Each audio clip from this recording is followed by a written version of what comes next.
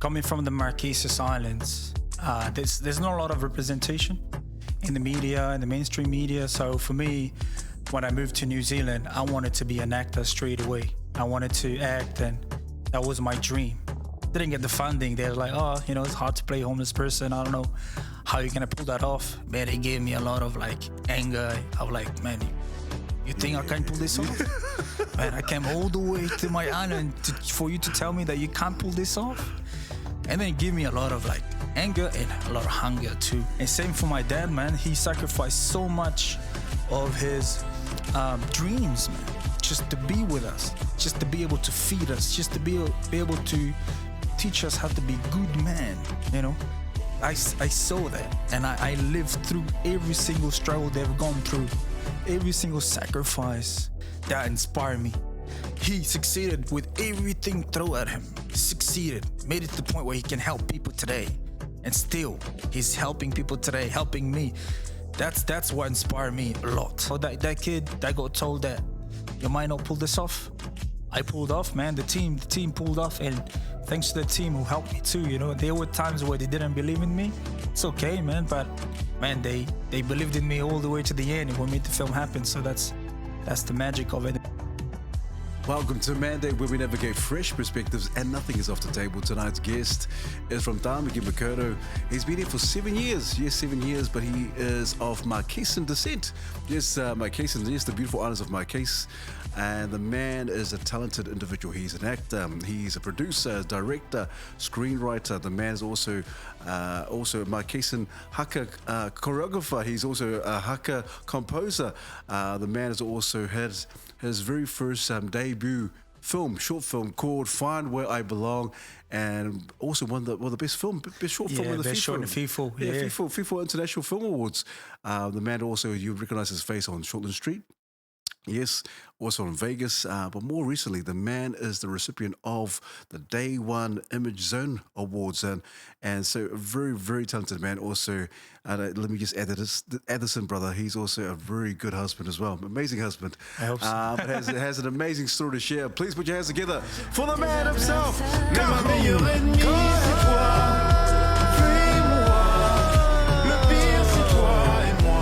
That's it, brother. Thank you so much for gracing us tonight.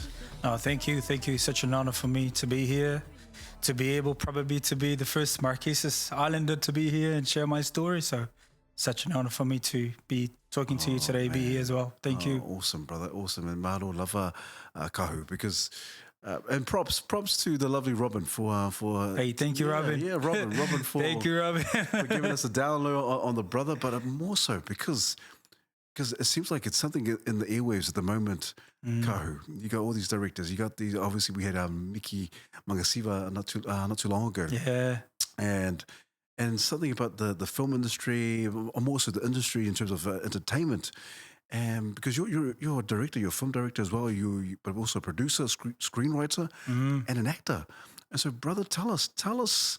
How did this come about? Was there something in the Marquesas Island, or was there something that when you came to New Zealand that kind of got you into this industry, or something that attracted you to this? Tell us, brother, run it back for us and give us the download.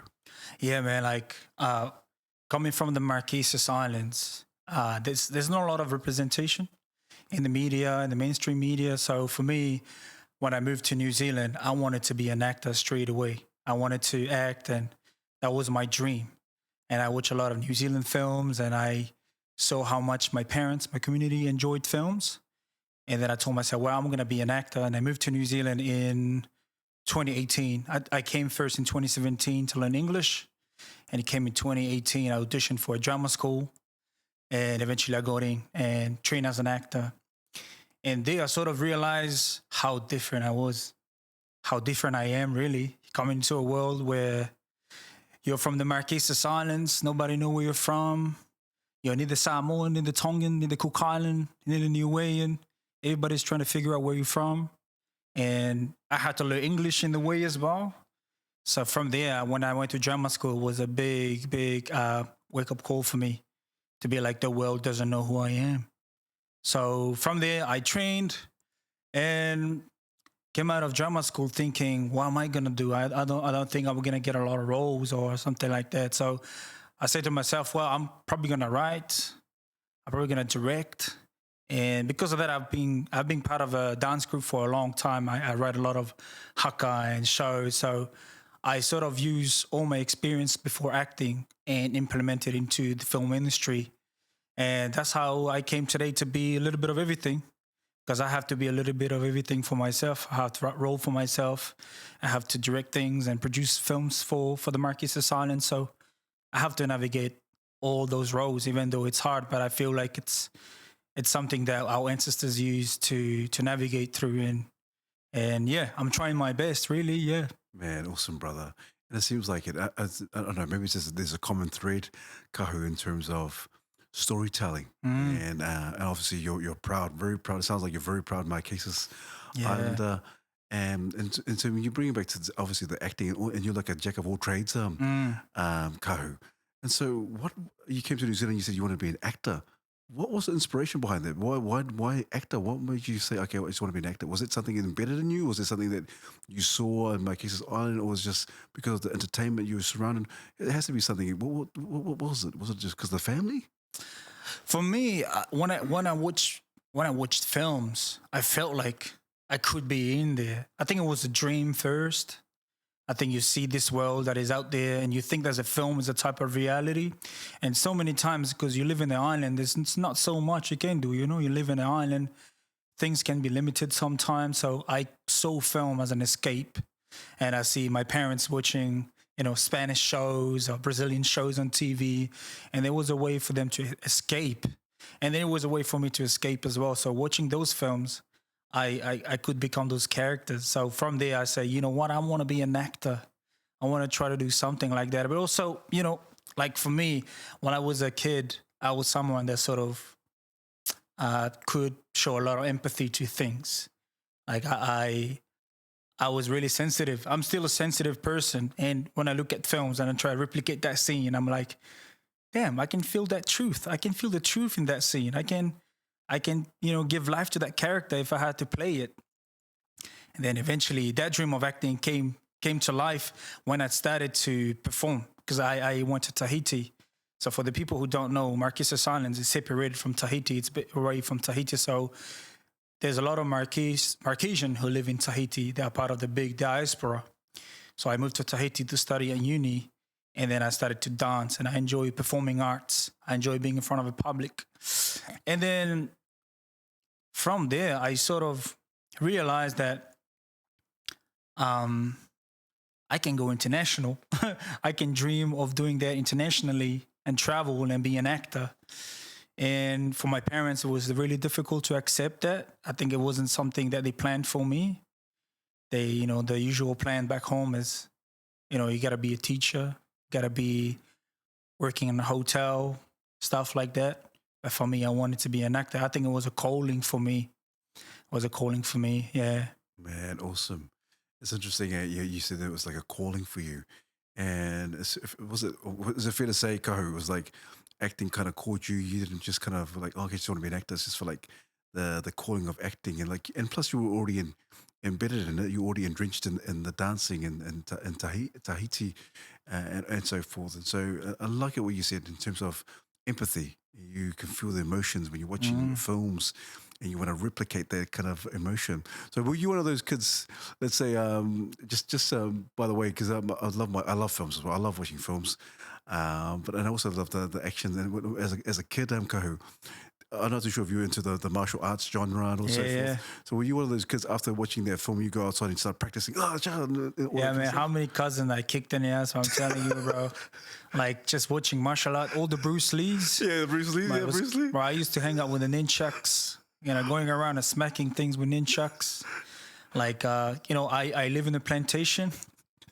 I used to kick those plants as break branches, and my dad used to be upset about me because, man, I was just planning this for 10 years. You're trying to break them because you want to practice your kicks. But, man, I watch all the Bruce Lee films like probably 100 times, man. Which one was your favorite?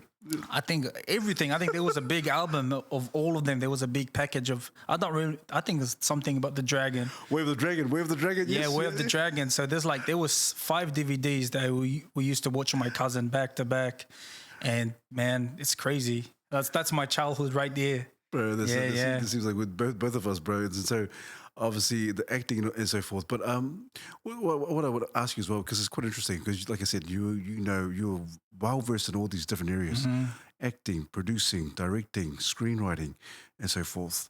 But I'm wondering, what makes you feel most at home out of all of those different elements?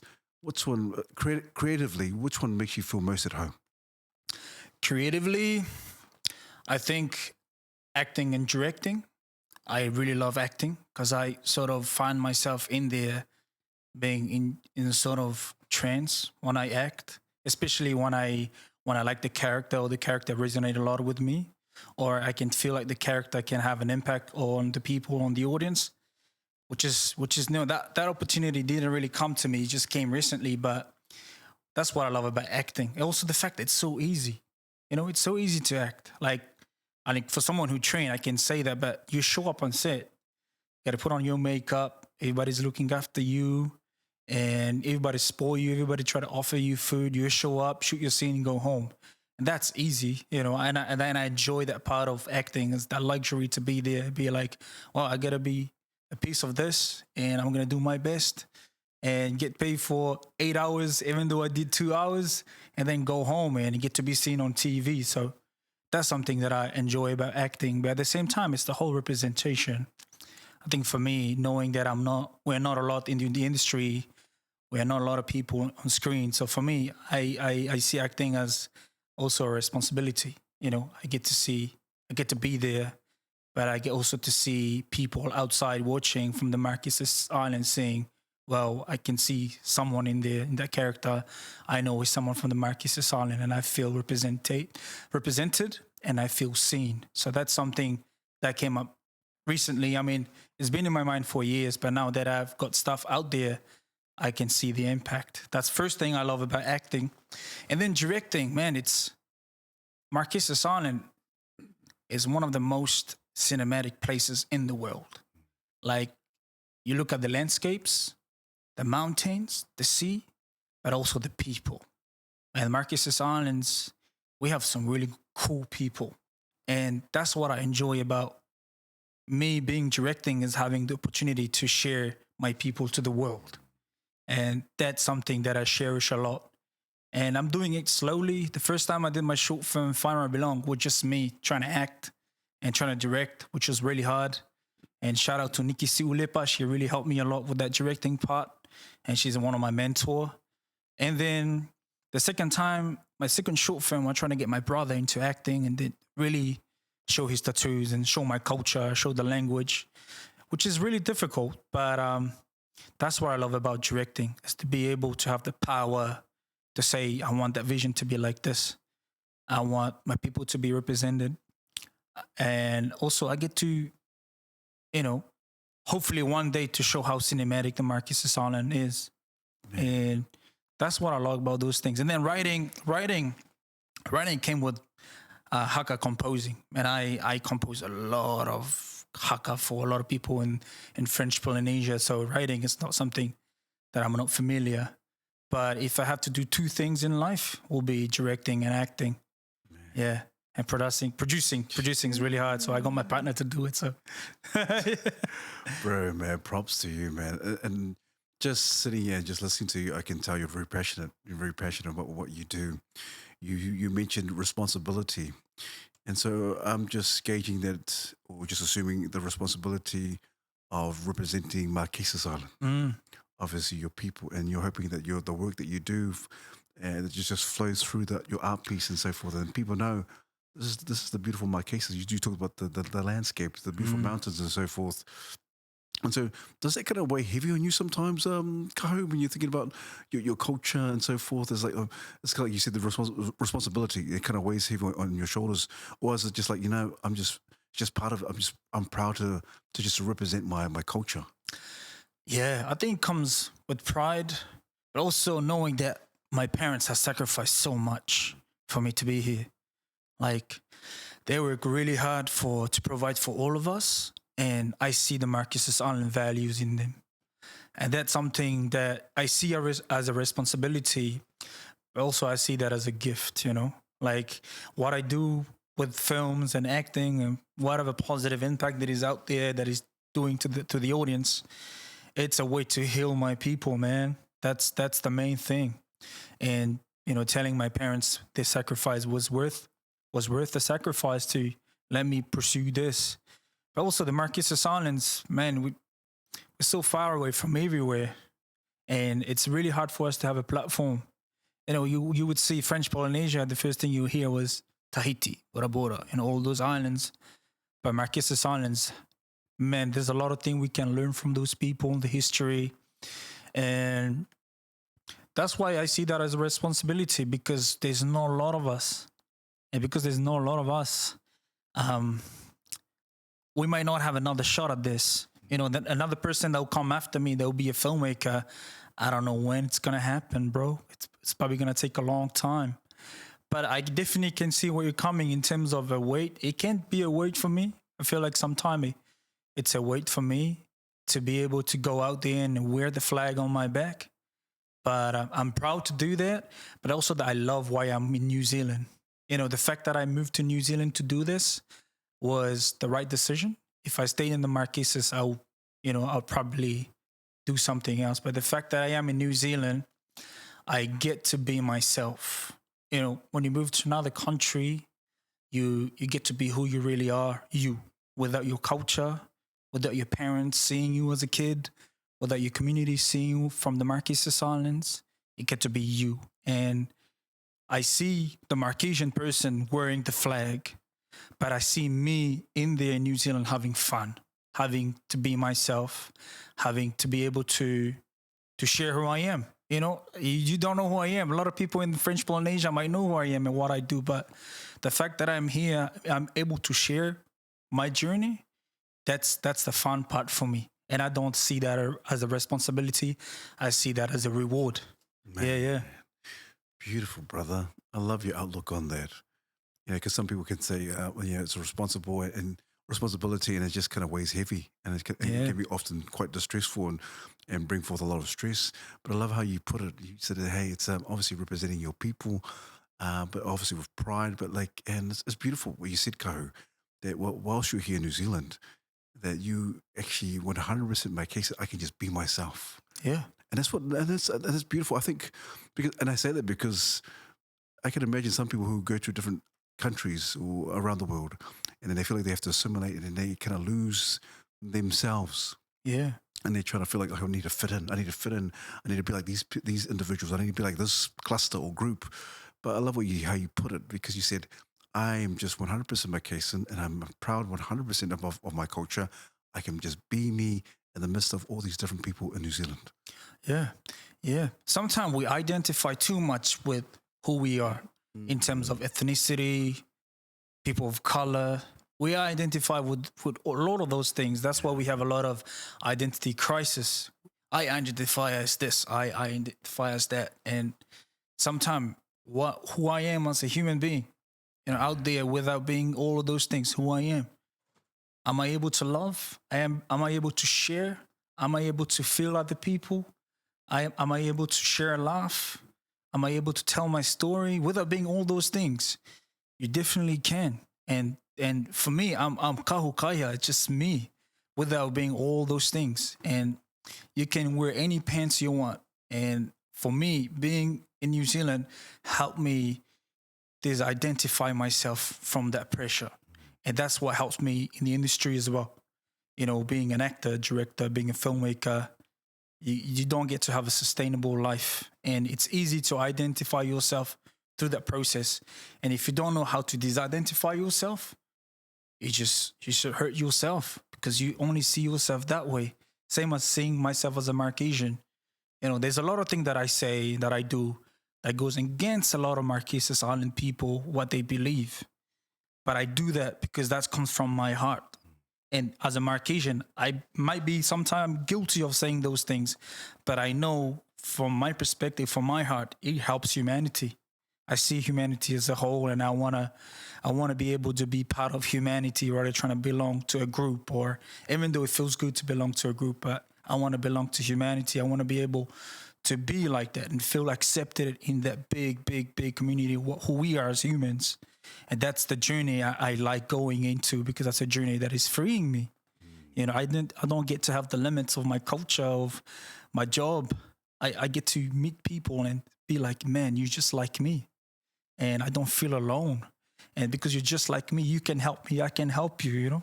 That's the journey I'm going with, trying to identify myself from those things. And that helps me have fun in art. Yeah. That's beautiful, brother.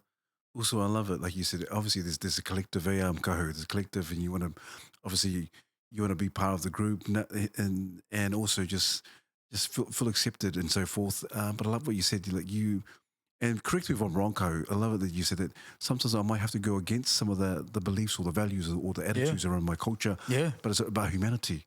And it takes a lot. It takes a lot of guts to do that. It takes a lot of courage. Even you being here, 7 years from Marquesas Islands, it takes a lot of courage to be here and to follow your dreams and your pursuit. And so, you know, and I think it's a good segue in terms of your directorial debut film, short film, Find Where I Belong. Because we're talking about identity and culture. Yeah. Find Where I Belong. How did that all unravel for you, and what was the inspiration around that short film that won the FIFA International Short Film In Tahiti, Brett will give us the lowdown. Man, that short film changed my career. Eh? It changed my career because it came at the time where who's gonna write about a Marquesian guy who doesn't have a Kiwi accent, weird English accent, look like a Polynesian, but does it sound like a guy from New Zealand? So I wrote that script based on the story of my dad, because I said to myself, if I have to play something, I have to play something close to home. Because my dad he used to be homeless back when he was young, and his dream was to make it in Tahiti, and he was struggling. He was struggling and doing different jobs, and all he wanted is to bring his family home. And Find Where I Belong was, that story about my dad was the inspiration for Find Where I Belong. And then for me, it was a mix as well, because I felt like Find Where I Belong, when I came to New Zealand the first time, I felt homeless, man. I felt like I didn't have a home. And I was living in homestay families. They were amazing. And shout out to my homestay families. Thank you so much for taking this Marquesas Island kid, unknown, out of nowhere, and try to feed them and help them. So thank you to them. But when I came, I felt homeless. I felt like I couldn't identify with anything. And I loved the streets, man. I used to walk a lot in the streets, run, and I see homeless people, and I try and observe how they are and who they are, and that inspired me to write that film, because I always see homeless people as someone that tried, and probably in a way to succeed or not, but it's someone that tried, and I wanted to feel that humanity in those characters. And then I wrote the film, and at the beginning, it was just a 5-minute scene that I did in ScreenFit. ScreenFit is a workshop that Nikki Siulepa created for us, and I did it in ScreenFit because I wanted just to act and see how it is, how it sounds. But it was born from an acting class first. I had a friend of mine, Steve. We wanted to act. I wrote the script, got into ScreenFit, and then I just realized, you know what? Let's make this a film. And at the beginning, I was so scared to be like, let's make it a Marquesian character. I was scared because I was scared that people wouldn't identify, wouldn't see themselves in there. But you know what? Screw it. And we got the script done. I got a table read, so I got people to read it. I got people to give feedback on. And then the script was sort of polished, so I needed to find a crew. And my partner, she worked on this cooking show called Sikfanla, and we got a crew from there. We got Daryl, DOP, we got Joey, the soundy, we got all those people in to make that film. And it was my directing debut. I didn't know how to direct, so Nikki Siolapa helped me. And man, that was a really interesting shoot. Before the shoot, I crowdfunded that film. And funny enough, I applied for funding through day one. There used to be some days too I didn't get the funding. They're like, oh, it's hard to play a homeless person. I don't know how you're gonna pull that off. Man, they gave me a lot of like anger. I was like, man, you think I can pull this off? Man, I came all the way to my island for you to tell me that you can't pull this off? And then it gave me a lot of like anger and a lot of hunger too. So we crowdfunding the film. Man, when I crowdfunded the film, that's where I changed my mind about acting. That's where I changed my mind about career. Because most of the people who donated for my film, they were from French Polynesia. Yeah, and I went out there, do a boosted video, asking people for money. Man, I got money. People that don't even know from French Polynesia donated to my film. And I felt a huge honor, a huge responsibility. And I was like, I got to make this.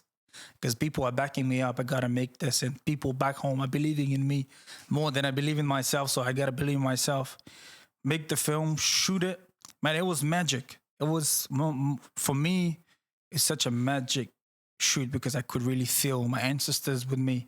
I could really feel the universe trying to help me achieve something. So we shot most of the scene in the street in real life with real people. So yeah, man, we shot in the street with real people, and I couldn't help but just be real all the time. I was with a lot of people. I had responsibility to make that film. So we were on K Road, we were in Western Spring, we were under a bridge, and all those things were real. There were places where homeless people lived and spent time every day, and that became sort of a motivation for me to make it work. And then eventually the short film got made and it got through FIFO, and I get to show people that I made the film. And people showed up, be like, man, we gave you that money to help you, but you actually made the film. And when he won FIFO, man, it was a big achievement for me. That kid that got told that you might not pull this off. I pulled off, man. The team pulled off, and thanks to the team who helped me too. There were times where they didn't believe in me. It's okay, man, but man, they believed in me all the way to the end, and we made the film happen. So that's the magic of it. And Find Where I Belong is sort of helped me make with my career because it got sold to French TV straight away. So it won FIFO, got sold to French TV. Right now it's on Air Tahiti Nui airline, and that got me my first feature film role.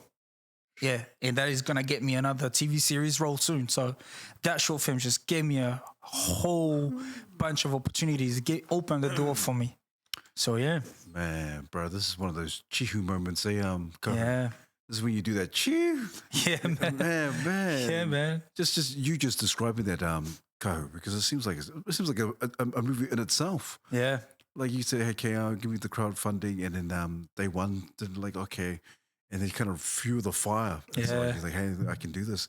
And I like how you said, like, oh, the people just came, French Polynesian people came to, hey, they came to the party, and they actually 100% believed in you when you felt like, oh, I don't believe in myself. Yeah, man. And they pushed you to it. And what an amazing story. And then you win the FIFA International Film Festival, and now it's opened up all these doors. Yeah, bro. And so imagine, Ko, if you just said, you know what, maybe they're right. Or I don't know, and you kind of a bit of doubt there. But it just shows, Kahu, it shows the individual that you are. Yeah, man.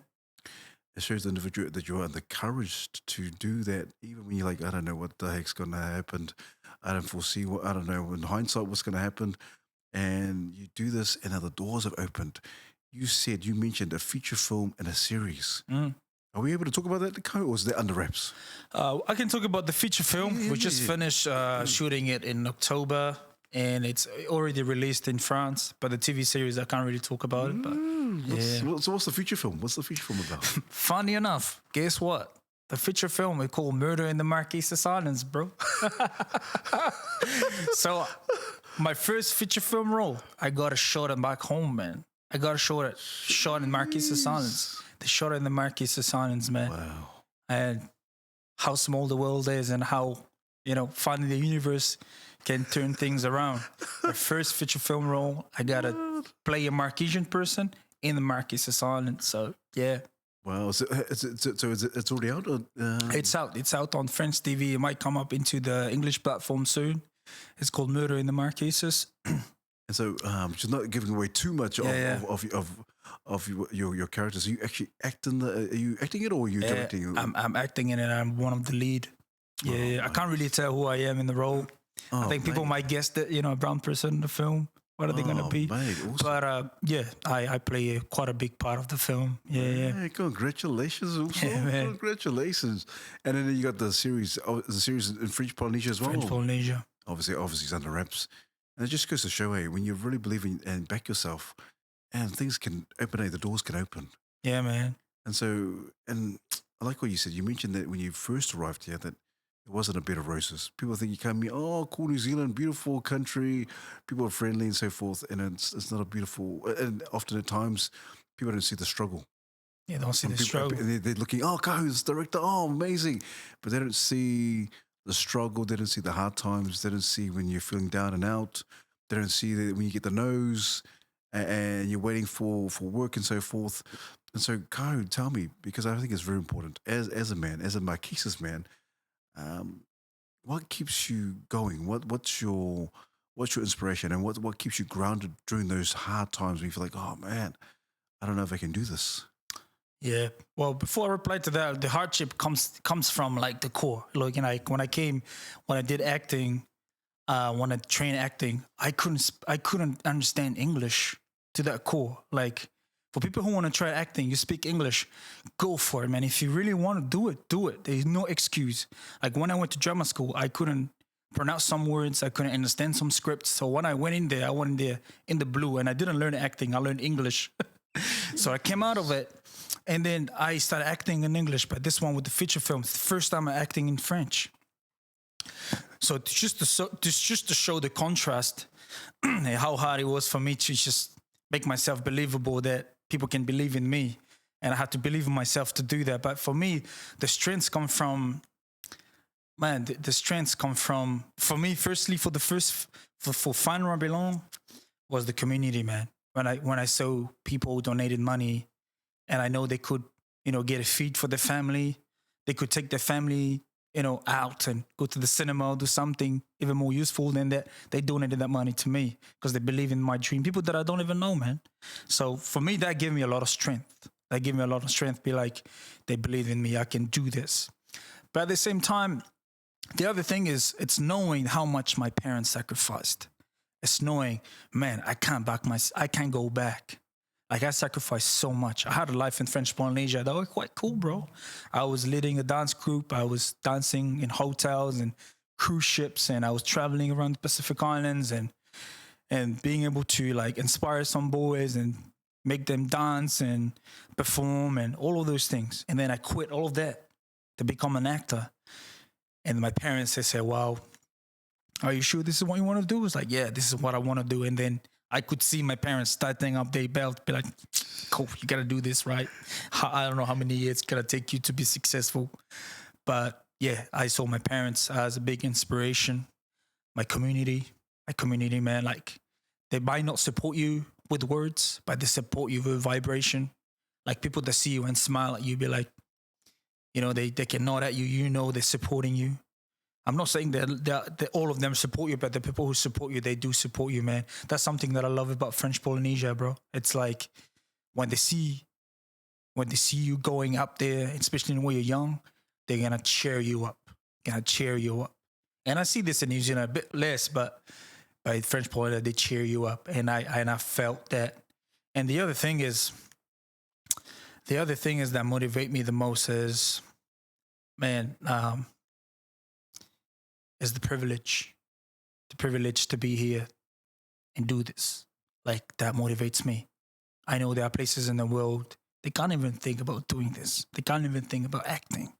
They can't even think about making films. They can't think about all those things. And when I said to myself, well, what's your heart? Your heart is not getting gigs. Your heart is not getting auditions. Or what's your heart compared to other people's hearts? You don't get your house bombed. You go get people come into your house and raid into your house and take your family away from you. So I had no excuse, man. I said to myself, I got no excuse. no matter what I do, I've got all the tools to make it work, and I have to choose that hard.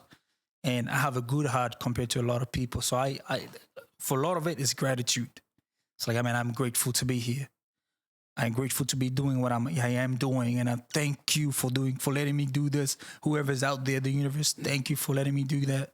So that's something that drives me a lot, is that gratitude, knowing that, somehow the universe put me here, and I have to do something about it, something good about it. So that's what drives me.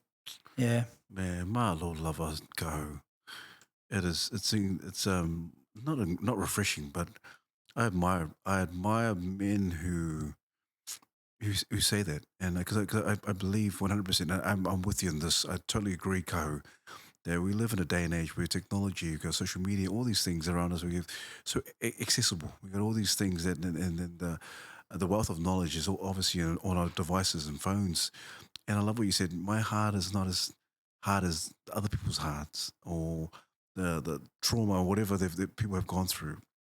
And I love what you said. And you said this: I have no excuse not to be successful. No excuse, man. I have no excuse to not be successful. And I truly believe that and I know when you say that, you truly believe that. I believe that as well. We have no excuse to not be successful in whatever goal or whatever aspiration, whatever dreams that we have. Everything's there at arm's reach. And to hear that from you, bro, because in a feature film, TV series. And so when I'm thinking about success, what does success look like for you? And I'm not talking from the industry view. What does success look like for you on a personal level? For me, success, man, I love helping people. Like for me, success is to have enough wealth so I can help people. Like, this is for me success. It's to be able to be a vehicle of something greater and be able to be open to that. Like, as someone navigating through life, there's a lot of vices, there's a lot of up and downs, there's a lot of egos. And that's pretty much your obstacles, really, is your own ego. And then for me, it's to be able to navigate and learn how to put my ego aside, and to be able to welcome what the universe is asking me to do, and be that big portal and have enough wealth. It can be anything, It can be opportunities. It can be material wealth. It can be money. Anything that can help me help people, because that's something I'm inspiring to do. That's something that I love doing. I love giving, because I feel like I've got given so much, and every day life gives me so much, and I can't help but just give back. And that's me.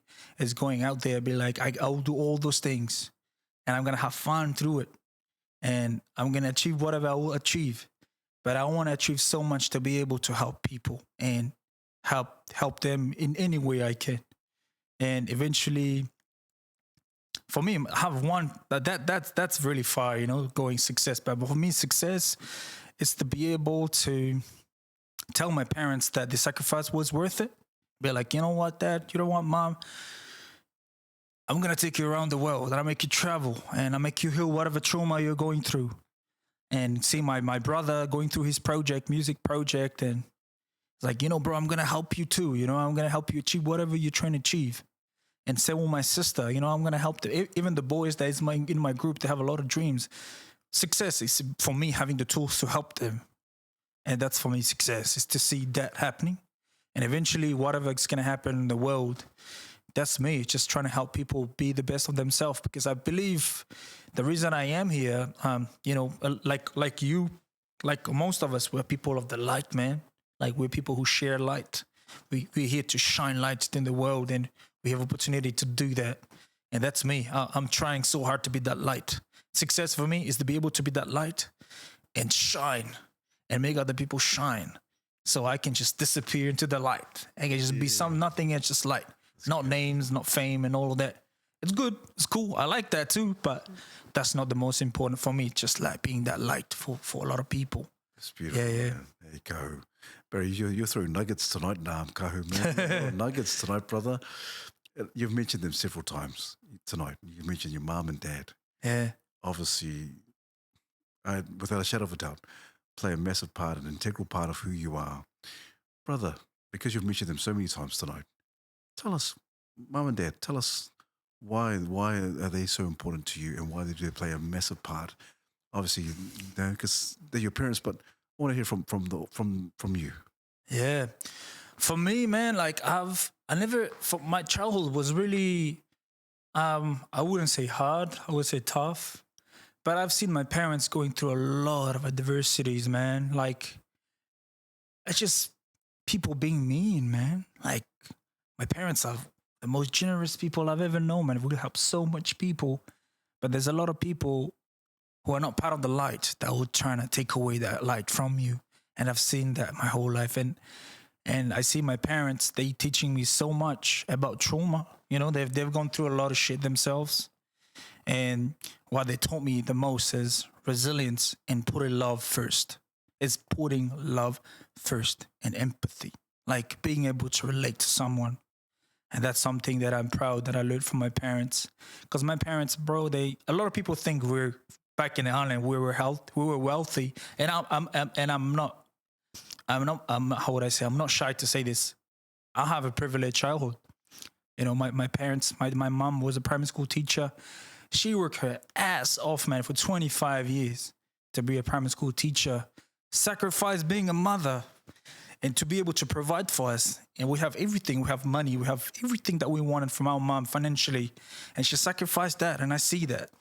And same for my dad, man. He sacrificed so much of his dreams, man, just to be with us, just to be able to feed us, just to be able to teach us how to be good man, you know. I saw that, and I lived through every single struggle they've gone through, every single sacrifice, every single people that try to be mean to us for no reason.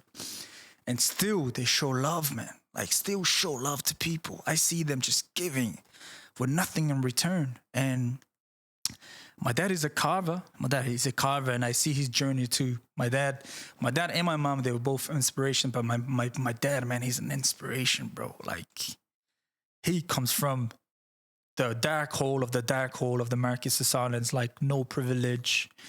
Lost his mom when he was young. Didn't have a father. You know, the father was struggling. He went to depression because my grandma never get to meet her. She died when she was 32, you know.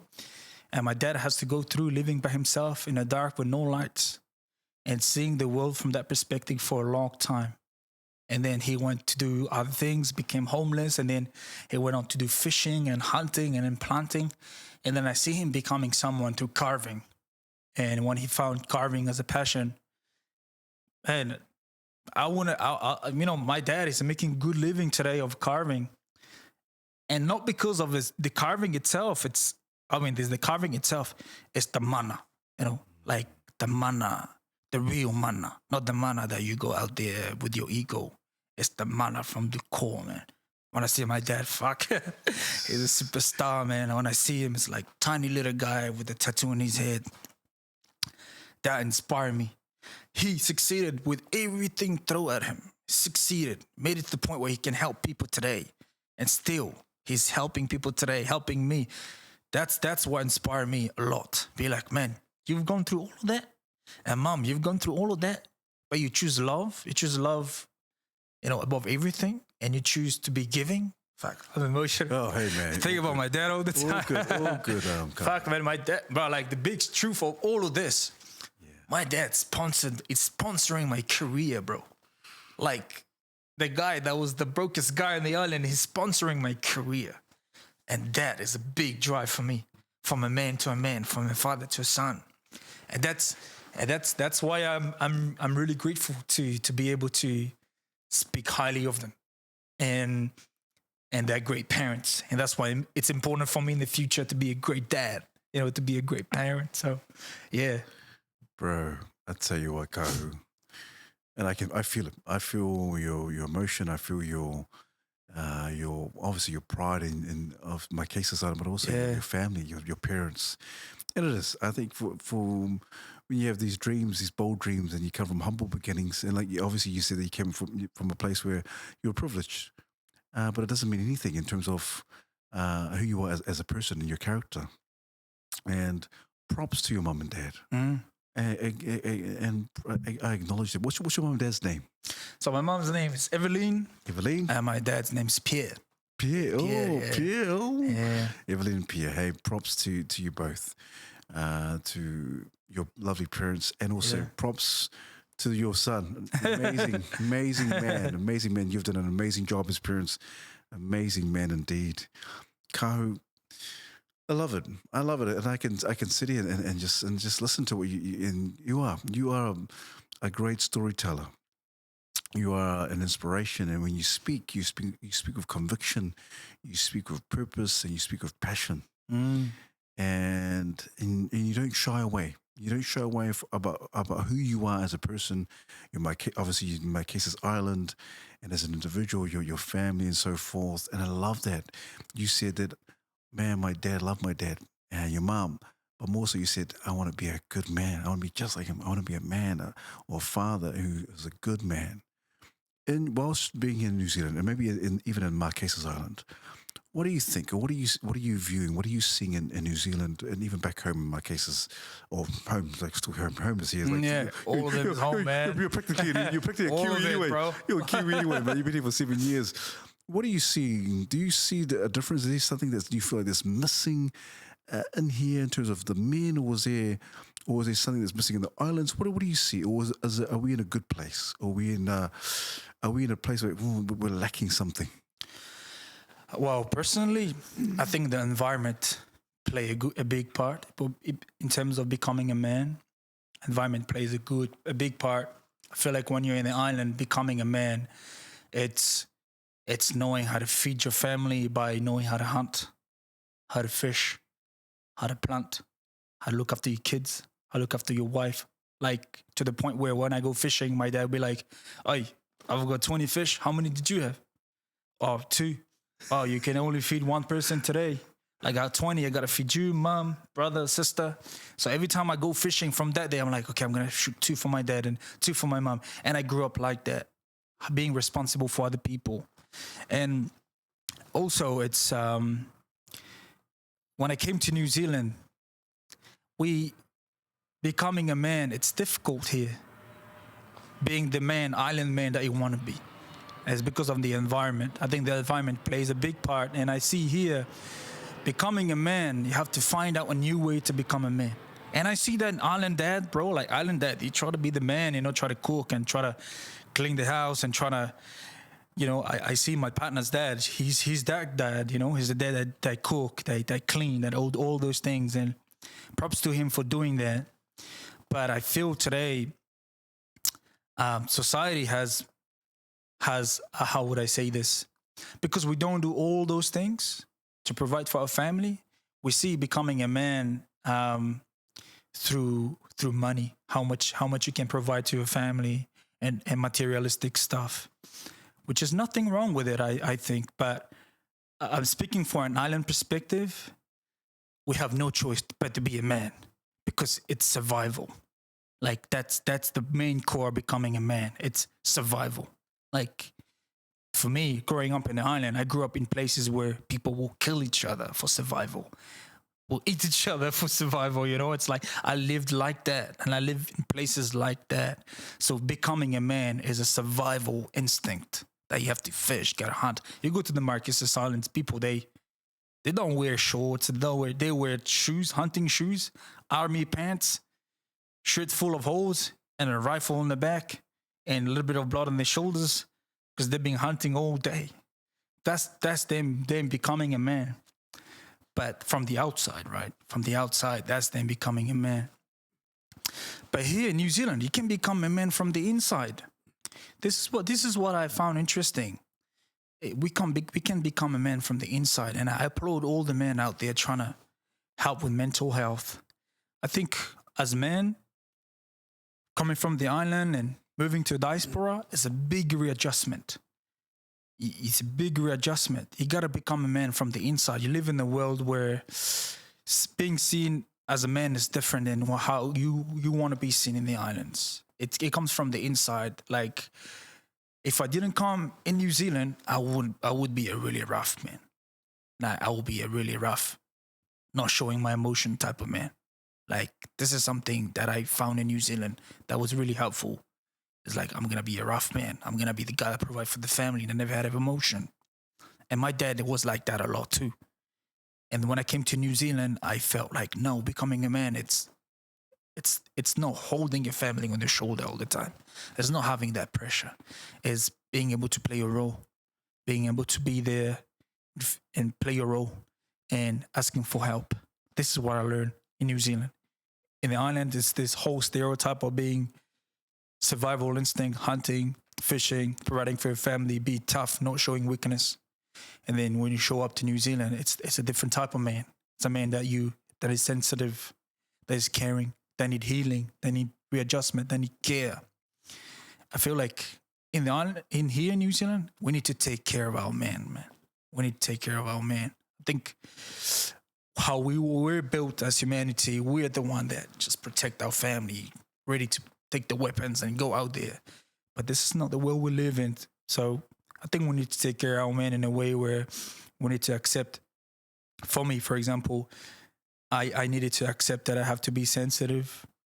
I have to let go of the control. I have to tell myself that I need help. I have to tell myself it's okay to cry. It's beautiful. I have to tell myself that I don't need to challenge that manhood that is in the island. I don't need to be that guy anymore. I can be who I can be right now, the man that I am. And it comes from even the fact that you identify as a man, right? Like, I identifying as that man. So I get to be the man that I am as who I am now, the Kahu. And talking about that, it's complicated for me. I mean, in New Zealand, it's complicated for me still. I still see, you know, a lot of men suffering in New Zealand from a lot of mental health in the young people, and especially our brown people. And I get that. It's our environment. I get that. Our DNA, just like, it's all about living in the islands, trying to survive. And it comes from DNA, it comes from mana, it comes from energy. And it come to a place where your fish is in the supermarket. Just have to drive back and save. And your wife can even go do it for you. And you become sort of useless. And then you're like, oh, I'm going to go hunt. Don't need to. You can go to the butcher and you get meat. And then you sort of have to readjust your role in the family. And most of the time, man, it's providing for the family and money. But I think we're still learning how to be man in this society. And I think we're learning in the right way. I believe we're learning in the right way, because the sensitive, the caring, the man who cries, who accepts his weakness, is the strongest man. Because from there, you build yourself up, and you don't have that pressure anymore of becoming that man, that masculine man that you've seen, even though it's cool. But yeah, there's a big shift, and I feel like we're in a good place. I'm saying this because the man that I was in the Marquesas Islands, the tough man, became really sensitive here, more caring. Even though I can be intimidating sometimes, I saw the change, because I saw when I went back to see my dad, he was a tough man. I said, Dad, you know what? You need to cry. You don't need to be that guy anymore. You need to show your love. You need to be able to show that you need help. And that took him probably 55 years to realize that, bro. Jeez. So I see the man that is caring, that needs to be a bit soft in a good way. But still, man, like the man in New Zealand, if you want to try to tough it up a little bit more, it's good. But we are in a good path. But we just need to adapt to society. Like, for people who want to go back home and try to be a man, don't need to do that. I think becoming a man is a thing with yourself. Nobody gonna tell you how you should be a man. Like, I see that happening with me too. You know, I've been here 7 years. You know, when I go spearfishing and I see my cousin, 11-year-old, 15 meters on the bottom of the ocean, staying there chilling for 5 minutes, holding their breath. I can't even hold my breath for 45 seconds. I used to do that and have to accept. It's like, yo, you're the man. It's okay, you know. And Even when I go back, I don't get myself dirty as much because I've been living in a comfortable life. I have to accept it. I'm the man I'm becoming. I can't just challenge that manhood, you know? So when I go there, I'm proud. I see them, it's cool. I accept that. I accept to be the guy that come from the city, but still, it doesn't make me less of a man, Yeah. Man, awesome, Kahu. I appreciate your perspective as well.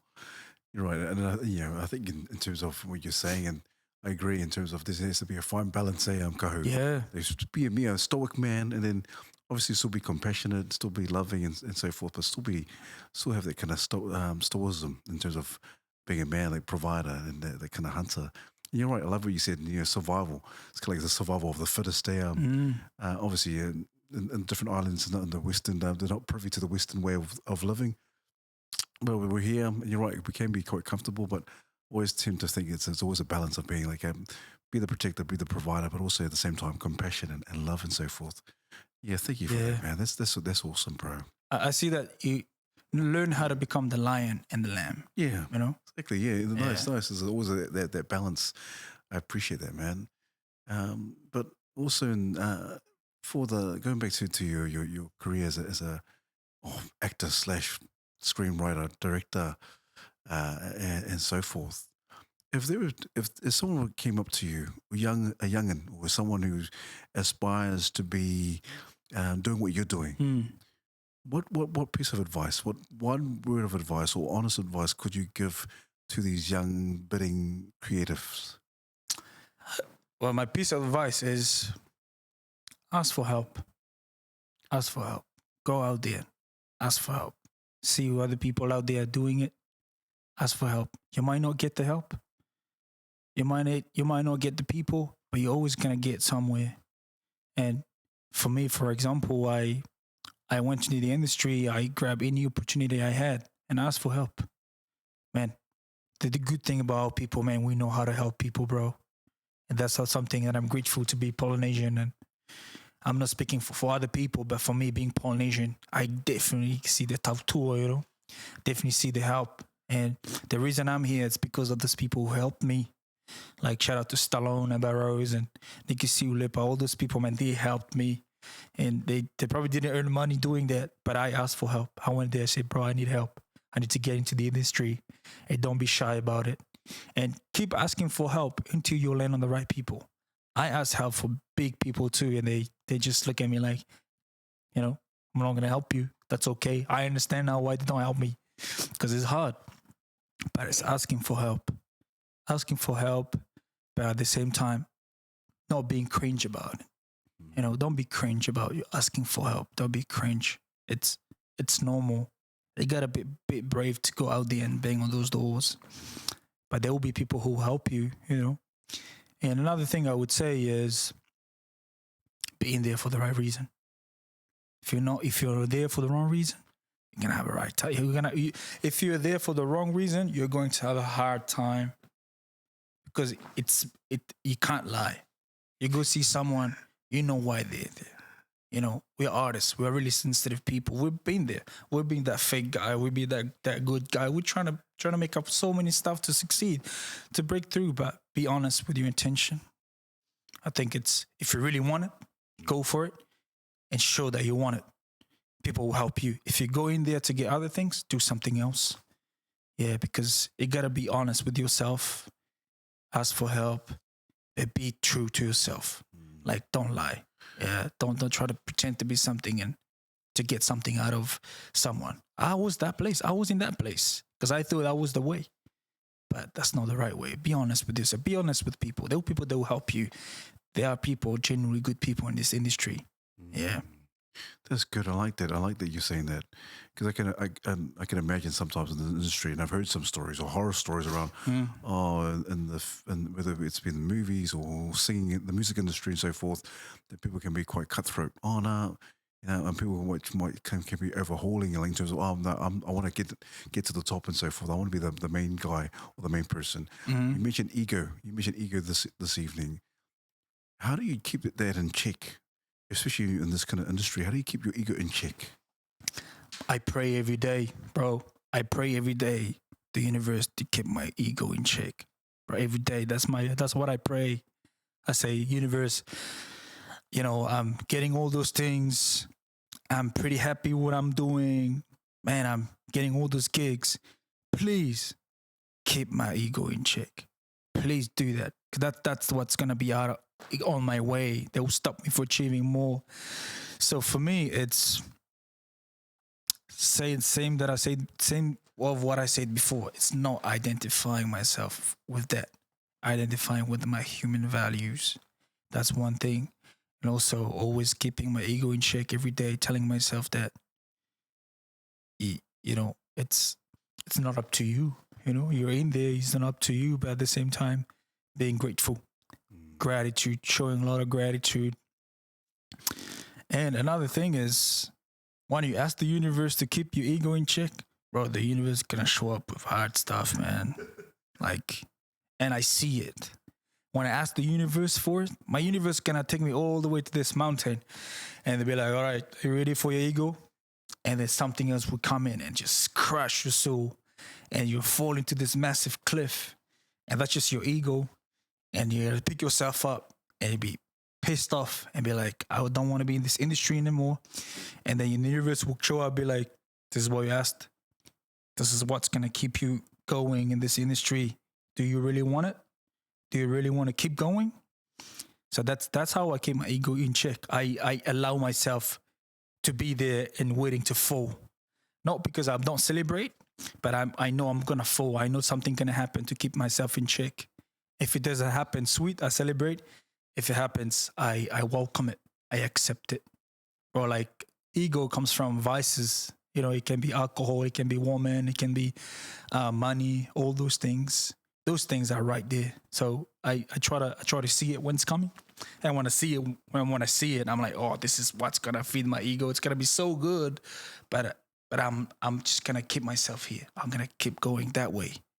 And focusing me as being a human and being privileged to be here and doing that. Keep being me. Keep being humble. Keep being humble. But being humble, not being humble in a way where you don't celebrate your wins. Because sometimes brown people, we're humble. We don't want to be big. No, fuck, you gotta be big. If you were big, be big. Nice. But it's like, be humble in a way where remind yourself where you come from. Remind yourself that you're human.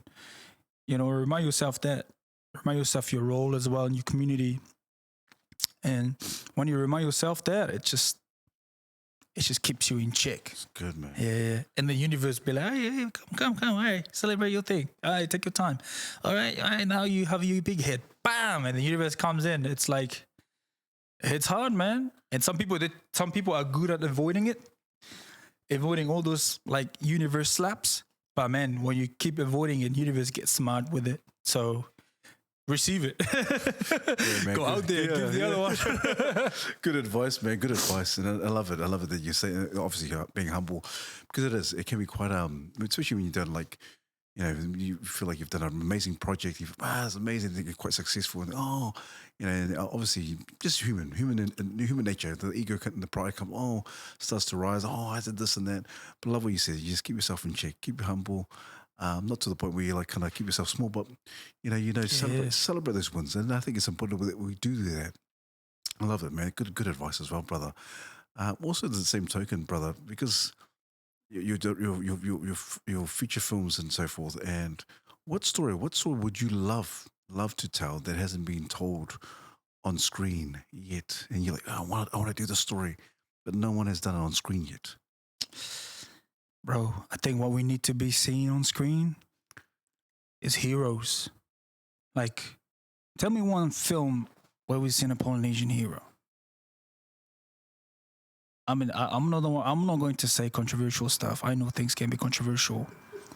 Like, the person is a hero, and then at the end, they're not the hero again. Because there's not enough people that can watch that hero. For me, man, I want to see our people being heroes, man. That's the film I want to watch. Like, our community have so many heroes. Bro, that's the film I want to watch. A film that we celebrate being heroes, but not victims. Like, I felt like sometime we got to make films about us being victims. It's part of healing trauma. It's part of playing that political game that they all want us to play. But man, we got to make film about us being heroes. Bro, Like the reason we're here, because our ancestors were heroes. We're heroes, man. And I feel like it's not getting told that as much. It's not getting told out there loud enough. I feel like it's always, oh, you're a hero. No, nah, man, you gotta be a hero. And I want to watch those films where brown people are heroes. Be like, man, we went all through this, all this shit, colonization, whatever's out there, but we're still here, being heroes and being people who share love. We're not being heroes because we want to be like, yeah, we are the brown people. No, we're here and we choose to love you, and we choose to spread love. And that's the type of hero I want to see, and that's the type of story that I want to see out there. I feel like politics want us to play victims a lot, and because they want to keep us there, because they feel comfortable, whatever, people in power. But man, that's the story we need to tell each other. Like, this is what this is about. Yeah, you know, you're a hero. You've been doing this for 10 years, banging this, and you're changing life. And it's same for me. You know, I try to be the hero on my way, and those type of story need to be on screen. That's good. Because our kids needs it. Our people needs it. Our man, our woman, whoever's out there, they need heroes, bro. Like, that's what they need. They need to be empowered. They need to feel valued and loved. And they need to feel that power. Having power is also having power of loving. Like, that's power out there, bro. Like, that's what I want to see. It's good, bro. That's what I want to see. I like that. I like this. It's exciting. You know, I agree in terms of the victimhood and us being victims and playing those kind of roles, even in real life. Kahu, I think there needs to be more of us in a shed in a positive light. And so, no Marquesas man coming out of nothing like that in terms of superheroes. Bro, the biggest project I have, it's funny enough, the biggest project I have, it's 2 feature film. Is about 2 story about my dad, different places in his life. Like 2 story about my dad. And there's another story about a guy back home. His name is Lucien Kimitete. He's quite a big figure, political figure. There's a film about him that I want to make. I feel like French Polynesia and Marquesas Islands deserve a film like that. And two feature film about my dad. And man, I've seen my dad going through a lot of stuff. So I see 2 films about him and how many people can I identify through that. And then that's how I see. That's the type of film I'm seeing at the moment. So I'm working on writing those films and having the skills to do it, to make it. But in terms of superheroes, bro, it's complicated. Like it needs, if you want to make like a superhero type of thing, like Superman and all those things, it takes a lot of money, man. And it takes our people to watch it too. So it's good that our Polynesian family have a lot of kids, eh? I think we need to make more kids. Oh, it's a good thing, bro. It puts, not like business side, bro. If you have a family, a couple with 20 kids that show up to your cinema, bro, it's preferable. 20 kids from the same woman. Pray you're the man, you're the maker. But you need that to make that film. It's crazy how the business works. It's like, all right, you know how many white Americans out there? There's a lot of them, millions. So they can make a Superman because they're the one filling the seats. But if you want to make a Samoan or Marquesian or whatever Polynesian heroes out there, you need to make sure I fill the seats in the cinema. Then you can make it, because you have to learn the business side of it. So that's where I am. Like, we can do that. We can do that if you have. We can do that if you push the politics and we hammer the door. We can do that. But the smart way of doing it is get our people to watch our films, get to cinemas, and get our culture shared and show a lot more. Because the more you share about your culture, the more humanity they see in our culture, the more common things they see, the more they see in themselves. Like, imagine one day a person from China, they relate to someone from Samoa. And you can beautifully do that in a film. You can do any superhero movie, bro. Like, because we have this whole politics things that try to divide people, but if you try really to share our culture to each other, educate each other to know who we are, we're all gonna realize we're the same, and we're all gonna celebrate the same thing, and we're all gonna watch the same movies. Look, we watch American movies and we say, "Oh, bro, I'm a Captain America, but the brown version." But no, man, like, because we see humanity in there, because they share the culture so mainstream. So when we reach that stage, then we can make superhero movies. We can convince people to do it. We can, you need to get the money together to make it. So, yeah, of course, man. That's the plan. Bro, Down the line, man. That's good, man. I think is it the ultimate goal? Kahu, is it the ultimate goal to obviously feature film, but a blockbuster film? Is that for you? Bro, get the highest level. Don't be scared to go high. Like, what are you gonna lose? If I go high, what am I gonna lose? If I fail in this career, I'm gonna go home. I'm gonna start fishing. Nobody's gonna bother me. I'm gonna go hunting. I'm gonna be in the mountain. Nobody's gonna bother me. No social media, no nothing. I can do that right now if I fail. I got nothing to lose. And there's a lot of people out there, bro, you got nothing to lose. There's one thing, we gotta be the best. Like, there's one thing. You can talk high and you can build a whole airplane just talking. But you gotta get the skills. You gotta get to work, man. Like, we gotta work hard. Like, there's one thing to dream about something, but there's another thing to do the work. And I feel like sometimes when the work starts, we get a bit lazy. We get a bit, it's too much work. Nah, man, you gotta do the work, bro. Man, and to get to that level, you gotta go. The blockbuster we can do it, but you gotta do a lot of work. And we gotta be the best at telling our stories. We gotta get the skills and be patient about it. Great things doesn't happen like that. And I'm learning that today. It's like, but I wanted my second film that's coming up. It's called Kui. It's going to Canada, Imaginative. I wanted that film to go to Sundance. I was like, fuck, I want to make that film. I want to go to Sundance. I want to do this. Putting myself high expectation. It didn't go to Sundance. What did I learn from it? I was like, man, I need to direct more stuff. I need to network more. I need to learn the politics of it. I need to find the right people to do this. I need to upskill. I need to ask for help. I need to humble myself, like, fuck, I didn't go to Sundance, but I gotta humble myself. But like, nah, you gotta go there fast. You gotta take your time, and it's patience. It's patience, and constantly being there, being patient. And as soon as we all do that together, we're all willing to work. Because I feel like sometime in our community, you can tell in social situation, there are people who make the food, and people who come up and eat the food, and there's always the people who cook the food, who clean the dishes, right? And then I think we need more people that cook the food. Yeah, we need less of these people who eat the food.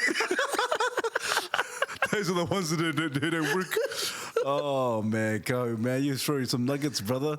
Awesome. It's absolute pleasure. Absolute pleasure. And I love what you're saying. And I think the more of us, and I think, and I love it when people do mention it, especially with the guests that come and say, hey, it's work. It's the hard work. It's the grease and the elbow and the grease and so forth. You just got to just put in the work and put yourself out there and learn. Learn and upskill and refine your craft or whatever it is that you choose in life. And I love what you said. It is work, and it's something because we live in a day and age where there's instant gratification. Instant. I want it now. I want success now. But you're not ready. I believe you're not ready when you just want it now. But when the opportunity does arise, because you've been working, because you've been refining your craft, you're ready. And I love it. I love what you're saying, and I agree with what you're saying as well, brother. But I thought just one last question, Kahu. In terms of, obviously you talked about blockbusters and just aim high, just go big. What's the legacy? What's the legacy for you? And what do you want to leave behind? And it may not even be about film. It may be something to do with family, but what your personal legacy, what do you want to be remembered for? What do you want to be renowned for? Or what do you want to be people to remember you as Kahu Kaiha? It's a big question, but I've already answered it for myself. I want to be big enough to the point that people forget who I am. That I want to be. I want to be big enough and people forget who I am. I want them to remember the work. I want them to remember the path they need to take to go somewhere. I want them to remember how much you need to work, how much you need resilience, how much you need love. And bro, if I get 1,000 years, nobody's gonna know who you are, bro. Probably gonna be robots. They might not know how to pronounce your name. They might be probably only ChatGPT will say your name. For me, it's not about the name. It's about the work that I left behind. For me, I want to work so hard and aim so high that I can get out of the way.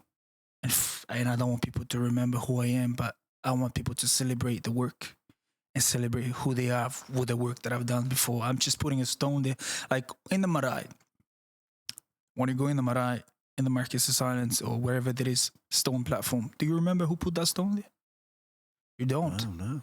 That person probably didn't think, but you forget about that person, but that stone is still there, still holding solid. And I want to be that stone. I don't know who put there, but I want to be that stone. Because I feel like whatever comes from the universe goes back to the universe. At the end of the day, it's all that. It's all that. And that's how I see myself going from a holistic level. But in terms of what legacy do I want to leave behind? It's for me, it's about being yourself, be authentic to who you are, and choosing love beyond everything, choosing love beyond everything, even when it's hard. Because, man, love, that's what we need in the world right now.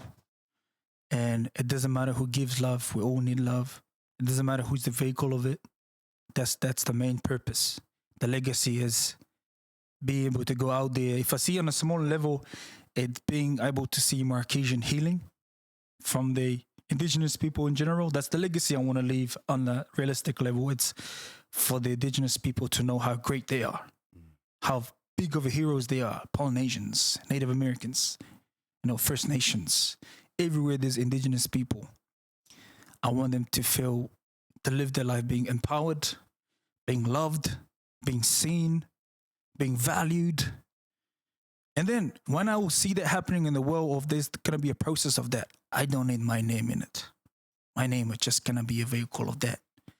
And they can remember that. Like, remember, I'm an indigenous person, I survive resilience, and I'm able to love you. Doesn't matter who you are. And I'm able to build this community together. Doesn't matter what your name. Kahu Kaiha is just the fun that I'm having right now with this body and the spirits. But that's not important. For me, it's being big enough that I become irrelevant, but the work of healing my people becomes the most important thing. That's where I want to go. That's my legacy. Yeah.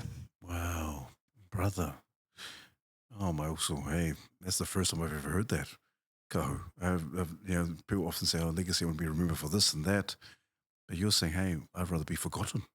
Yeah. But be renowned and remembered for the work. Brother, absolutely, absolutely amazing. Amazing, my uso. It's been an absolute pleasure. It's been an absolute pleasure. And I hope it's been likewise for you. So, Kahu, we always give our guest a gift. Oh. At the end of every talanoa or kōrero, we always have a gift. And I always give them a cartoon or caricature of how we envision our guests to be. And so, Kahu, on behalf of the Mandate team, this is for you, my brother. Also, this is for you. Oh, thank you, man. Oh man, thank you so much, bro. No, thank you. Thank you for your time. Thank you for your words and for sharing your journey thus far, Kahu. Absolutely. I wish you nothing but the best, brother. Nothing but the best in your journey, your endeavors, the acting, your film, your feature films, whatever happens and whatever the universe brings to you and your ainga, your family. Nothing but the best, and that you just be blessed beyond your wildest imagination, brother. Say, man, I just want to say thank you to what you do too. I feel like people like us, there's not a lot of us helping community, doing the best I can to give platform to our people. But I'm really grateful to be here. I'm really happy that you being successful in what you do. And I want to tell you guys that what you do changed people's life, bro. Like, even beyond New Zealand, what you do, bring people here talking about their journey, it changed people's life. And that's something to be reminded of. Like, thank you so much for doing that. And I hope you get all the success. And I hope you celebrate your success as well. But at the same time, I hope you keep loving what you do and whatever dream you have in your life. I'm here. I'm here in the journey. I'm here to help you no matter what. Bro, so awesome, I'm here, bro. So yeah. Oh man, likewise. Thank you so much. Likewise, brother. No, thank you very much. Absolute pleasure, like I said before, and just looking forward to what's in store or what's next for you in the film. Obviously, you're going to You go to 685 tomorrow, eh? Yeah, we'll do some more. Yeah, man. Man, oh, yeah, and hey, all the best over there. Safe travels and absolute pleasure. And once again, Paro, love so full of the Tere Lava Kahu. Appreciate you and your time. Once again, Kahu. Oh, amazing, amazing.